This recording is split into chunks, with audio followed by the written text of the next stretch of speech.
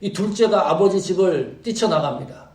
13절에 그 며칠이 못 돼요. 둘째 아들이 재산을 다 모아가지고 먼 나라에가 거기서 허랑방탕하여 그 재산을 허비하더니 아버지 집에서 아들이 이탈을 하면 그때부터 아버지는 기다리기 시작을 합니다. 아버지가 자식이 돌아오기를 기다린다는 것은 무슨 의미냐 하면 아들이 돌아올 기회를 주는 겁니다. 오늘 그 관점에서 성경을 자세히 들여다봐야 돼요. 이 아들은 아버지 집을 이탈해서 돌아갈 첫 번째 기회를 상실합니다. 그것이 13절입니다. 여기 보면 며칠이 못 돼가지고 재산을 다 모았다고 하는 것은 재산을 다 팔아서 현금화한 겁니다. 며칠이 못 됐다. 1년 아버지를 섬긴 것도 아니에요. 한 달 섬긴 것도 아닙니다. 재산 분배를 받고 며칠이 못 돼서 뛰어나갈 궁리를 이미 하고 있었어요. 어느 정도로 먼 나라까지 가기로 결심을 한 겁니다. 아버지 집과 가능하면 멀리 있는 나라로 가기로 결심을 했어요. 아버지를 다시는 보지 않기로 작정을 한 겁니다. 실수로 그런 게 아니라니까요. 잘못된 계획을 잡고 결심하고 행동하는 거예요. 이게 얼마나 무섭습니까?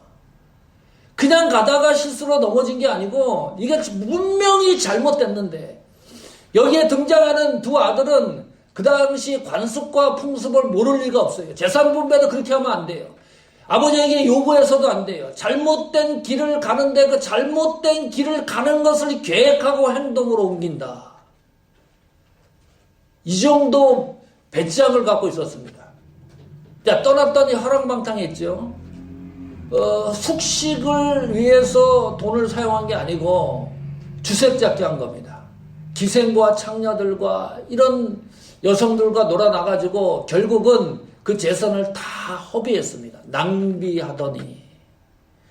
허랑방탕이라는 단어의 의미가 헬라어를 찾아보면 더 의미가 있습니다. 구속받은 은혜의 합리적인 행위에서 벗어나는 상태가 허랑방탕이라는 단어입니다. 이 정도면 재산을 다 허비했어요. 첫 번째 하나님이 주신 기회를 놓칩니다. 자, 계속 놓쳐나가는 거예요. 재산을 가지고 왔던 그 모든 것을 낭비를 했는데 다시 아버지 집으로 돌아갈 마음이 이 아들에게는 없었습니다. 그 순간이 하나님이 주신 찬스인데 기회인데 돌아갈 수 있는 기회인데 이걸 또 놓쳐요. 14절 보십시오. 두 번째로 놓칩니다. 다 없이 한 후 그날에 크게 흉년이 들어 저가 비로소 궁핍한지라. 다 소비했다. 펜이 한 입이 없는 거예요. 주머니에. 돈이 제로예요. 그런데 마침 그 나라가 또 흉년이 들어요. 환경도 이 아들을 도와주지 않습니다.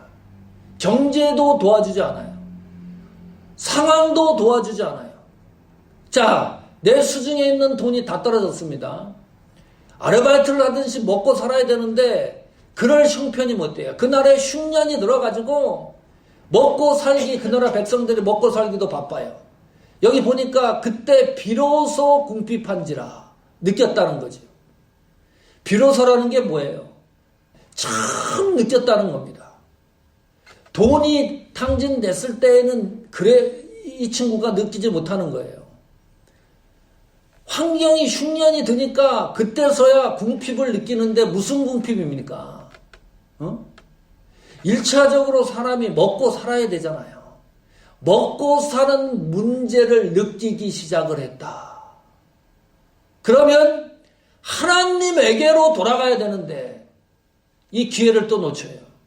이 인간이 어느 정도까지 악한 마음을 갖고 계속 밑으로 내려가는가를 관찰해 보십시오. 15절입니다. 두 번째 기회를 놓쳤습니다. 가서 그 나라 백성 중 하나에게 붙여 사니 그가 저를 들러보내어 대지를 치게 하였는데 어떤 목사님은 내 설교를 듣는데 그 방송에서 이 사람 된 사람이다. 먹고 살려고 돼지까지 치는 거 봐라. 굉장히 먹고 살려고 애를 쓰는 사람 아니냐. 아니 또 이걸 이렇게 또 해석을 하더라고요. 아무리 봐도 그런 의미가 아닌데 붙어 살았다. 그 당시 유대인들은요, 같은 동족은 종으로 삼지 않습니다. 종으로 만약에 필연적으로 삼아야 될 가능성이 있으면 그 종을 50년마다 자유를 줬어요. 이제 풀어줬습니다. 게다가 들러 보내어 돼지를 치게 했다. 유대인들은 돼지를 불결한 짐승이라고 하죠. 먹지도 않습니다. 상대하지도 않습니다. 그 돼지를 이 아들이 쳤다고 하는 것은 굉장한 모욕이에요. 치욕입니다. 수치를 당하고 있는 겁니다. 돈이 없어서 수치를 당하는 것이 아니라 인격적으로 모독을 당하고 있는 거예요. 돈 때문에 당하는 게 아닙니다. 아니 어디 정도까지 내려가가지고 유대인들이 돼지를 불결하게 생각하는 것을 칠 정도로 이 인격과 그 사람의 가치관이 완전히 무너진 상태입니다. 그러면 여기서 하나님에게로 돌아가야 돼요. 방법이 없잖아요. 세 번째 하나님이 기회를 주는데 그 기회를 또 상실합니다. 더 나쁘게, 더 나락으로 떨어져요. 16절 보십시오. 저가 돼지 먹는 지엄 열매로 배를 채우고자 하되 주는 자가 없는지라. 이 말씀을 읽고서 어떤 느낌이 드나요? 돼지 사료도 먹을 것이 없어요. 돼지 사료로 먹으라고 주는 사람, 배를 채우고자 하되 주는 사람이 없을 정도면 이게 어떻게 되는 거예요 도대체? 우리 지나가다가 홈리스 만나면 1불도 주고 2불도 주고 그래요. 먹다 남은 음식 주지 않아요. 물도 바를로 한 병씩 주지. 아니면 세븐일레븐 들어가갖고 샌드위치 사갖고 갖다 주지 우리가 먹던 거 주지도 않아요. 그런데 지금 아버지 집을 떠나 이탈한 이 둘째 아들의 상황을 보세요. 돼지가 먹는 사료 주는 사람조차 없는 겁니다. 여기 보면 채우고자 하되, 배를 채우고자 하되, 이게 미완료 시제입니다. 채워지지 않는 겁니다. 배고픈 문제가 해결되지 않았다. 한 발자국만 더 내디디면 벼랑 밑으로 떨어져 죽을 극한 상황까지 간 겁니다. 이게 인간이에요. 이것이 사람이에요. 아니 여기까지 오도록 도대체 하나님에게로 돌아가려고 하는 시도를 왜 하지 않느냐. 물질을 낭비했습니다. 환경이 좋지 않습니다. 사람들로부터 모욕을 당합니다. 치욕을 당합니다.